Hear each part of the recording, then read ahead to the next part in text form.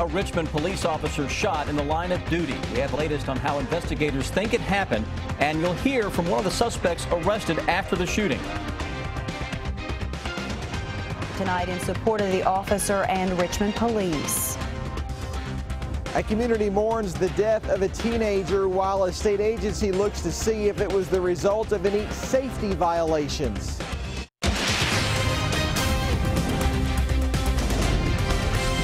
This is WKYT News at 6. Good evening to you. Tonight, a Richmond police officer is fighting for his life. Police say he was shot in the head during an ambush at an apartment. Investigators say this all started about 7 this morning with an attempted robbery outside a gas station on West Main Street. According to an arrest citation, about 3 hours later, police say Officer Daniel Ellis went to an apartment on Ballard Drive as part of the investigation. And that's when police say RALEIGH Sizemore shot Officer Ellis and a second officer shot Sizemore. Both Officer Ellis and Sizemore were taken to UK hospital to be treated. Sizemore was later released into police custody. He and 2 other people who police say were in that apartment at the time, Gregory Ratliff and Rita Creech, have been arrested. Ratliff is charged with complicity to commit attempted murder, and Creech is charged with robbery. Sizemore is charged with attempted murder as well. We have our top story team coverage tonight live, beginning with Victor Puente. He's live in Richmond with some new information in the investigation. Victor? The man police say shot that officer has now been charged. He's the 3rd person charged in this case.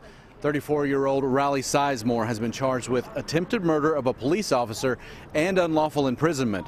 State police say this started when 2 Richmond police officers were following up on an attempted robbery investigation, which led them to this apartment. One of the other people police say was in that apartment, Gregory Ratliff, has been charged with complicity to commit attempted murder. His arrest citation says Ratliff led Officer Daniel Ellis into a back bedroom, knowing Sizemore was waiting with a gun. It says as soon as Ellis crossed into that room, Sizemore shot him in the head. State police say that other officer then shot Sizemore. That 3rd person, Rita Creech, has been charged with robbery. A neighbor told us she heard 3 shots, then another 2, and saw an officer performing CPR on Ellis. She said it was obvious his injury was to his head. And we heard 2 more shots, and you could hear the officer screaming through the roof, "Officer down, help now." And when I came out of the building and went around, that's when I saw them dragging the officer out. Sizemore is now in the Madison County Detention Center. Police say that unlawful imprisonment charge is because prior to the shooting, they believe Sizemore held several people against their will in that apartment. Live in Richmond, Victor Puente, WKYT. Victor, thank you. We have some new video just into our newsroom of the shooting suspect, RALEIGH Sizemore, being taken to the Madison County Detention Center. There he is right there. The video shot about 15 minutes ago. He arrived in the back of that state police cruiser. Our photographer said he was still wearing a hospital gown at the time. Police say that Sizemore was shot after he fired on Officer Ellis. This is Sizemore. UK hospital says Sizemore was treated and released a couple of hours ago. As we mentioned, police now say that Officer Daniel Ellis was ambushed while investigating that attempted robbery in Richmond. They say that he and another officer went into an apartment on Ballard Drive as part of that investigation. Late this afternoon, Monique Blair talked to complicity suspect Gregory Ratliff from jail to get his side of the story. Monique Blair joins us live now to continue our top story team coverage. Monique. Gregory Ratliff tells me this morning after Officer Daniel Ellis and another officer knocked on the apartment door of an apartment here on Ballard Drive, he let them inside. He says he also told them there were not any weapons inside the apartment, and there was also nobody else inside the apartment. Ratliff tells me he lied to Officer Ellis because he knew RALEIGH Sizemore was inside a bedroom armed with a gun. He says he lied because he was afraid of Sizemore and that Sizemore had threatened him. Ratliff tells me Officer Ellis he told Officer Ellis he could go inside the apartment, and once Officer Ellis walked into the bedroom, RALEIGH Sizemore shot him. Ratliff says he didn't know Sizemore was going to shoot anyone, and once that happened, he says he ran away from the apartment. It was messed up. I just didn't want nothing to do with it. I got the hell out of there before I could. Now I'm in here on charges I didn't even do. Now, according to an arrest citation, Rita Creech was also inside that apartment during the shooting today. She was booked into the jail late this afternoon on a robbery charge. And we did try to talk to her in the jail to get her side of the story, but the jail tells us Kentucky State Police won't allow any more interviews pertaining to this case. I'm reporting live in Richmond. Monique Blair, WKYT. Monique, thank you. Now, this whole situation began with an attempted robbery outside a gas station on West Main Street in Richmond. And tonight we have the surveillance video which shows part of that crime. Hillary Thornton continues our live team coverage with the images that led up to this shooting. Hillary? Good evening, Amber and Sam. Everyone I've spoke to out here around the Gulf gas station on Main Street in Richmond says they're simply in disbelief that an attempted purse snatching here in the parking lot has spiraled into all of this.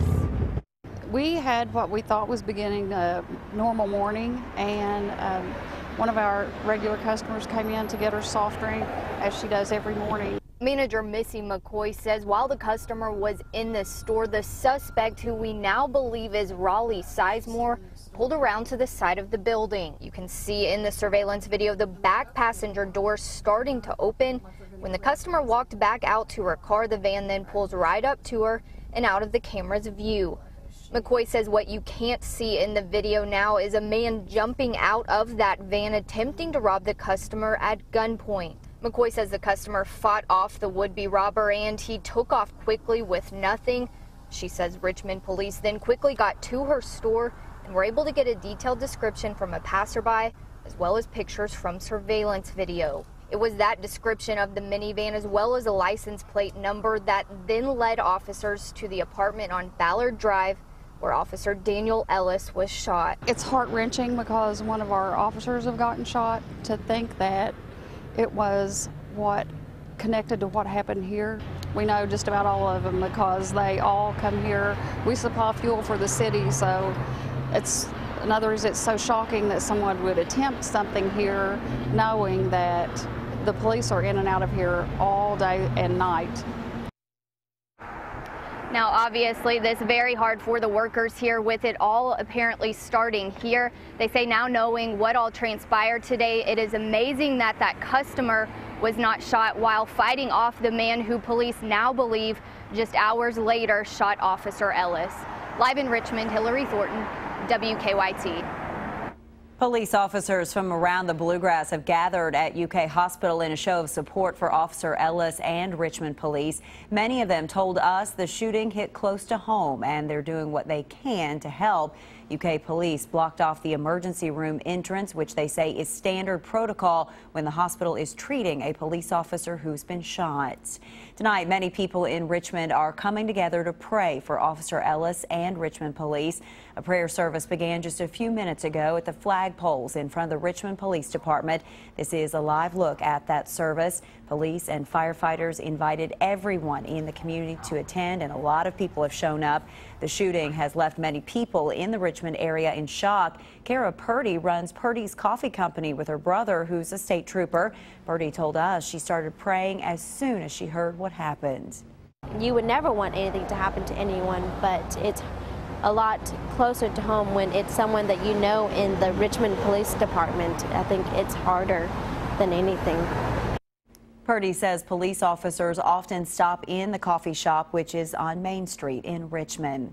We want you to stay with WKYT for continuing coverage of this story. You'll also find updates throughout the night on our website, WKYT.com. A tragedy at a Garrett County farm store. Investigators say 17-year-old Grant Oakley died in a forklift accident. He was a senior at Garrett County High School. Today, our Phil Pendleton talked to Oakley's friends who are already planning ways to remember him. Grant Thomas Oakley had just started a job at Bluegrass Agricultural Distributors when tragedy hit. It's more of a shock, really, than anything. It's not anything you'd expect to happen to Grant. The Fayette County coroner says the 17-year-old died at UK Hospital after suffering blunt force injuries when he fell off a forklift and was run over. Bradley Dalton says he and Grant were best friends and members of the Garrett County High School marching band. I don't believe it. I'm still waiting on him to hop out of the band room and be like, why are y'all crying? I'm still here. The Kentucky Labor Cabinet is investigating what they are calling a potential safety violation They tell us that it is illegal for anyone under the age of 18 to operate a forklift. Officials are telling us that this young man was apparently riding on the side of it when he fell off and was then run over. While investigators get to the bottom of what happened, Dalton says he and others have started a GoFundMe page. It took off, and in 4 hours we made $1,000. So I talked to the alumni, and we all agreed to raise the cap. And as people donate, we'll keep raising it and raising it. He's just an all-around great guy, a guy that would always come to you on the road if you needed help. Always had everybody laughing. Abrams says they're also planning to paint a parking place in his memory.